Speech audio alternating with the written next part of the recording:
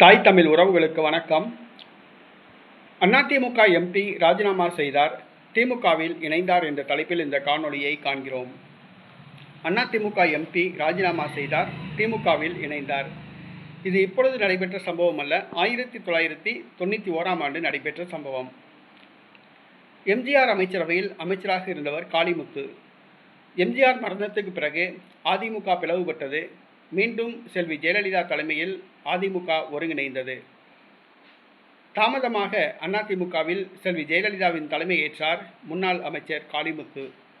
1989ஆம் ஆண்டு நடைபெற்ற பாராளுமன்ற தேர்தலில் சிவகாசி தொகுதியில் போட்டியிட வாய்ப்பு வழங்கினார். வெற்றி பெற்றார் காளிமுத்து. ஆனால் கட்சியில் டம்மியாக வைக்கப்பட்டிருந்தார்.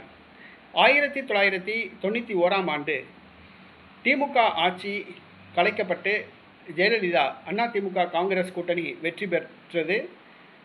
ஜெயலலிதா முதலமைச்சரானார். ஆனால் ஆட்சி கலைக்கப்படுவதற்கு சில நாட்களுக்கு முன்பாக காளிமுத்து தனது பாராளுமன்ற உறுப்பினர் பதவியை ராஜினாமா செய்துவிட்டு திமுகவில் இணைந்தார்.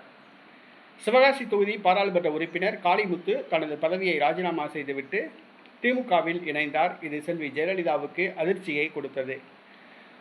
4 ஆண்டுகள் கழித்து மீண்டும் காளிமுத்து அதிமுகவுக்கு திரும்பினார்.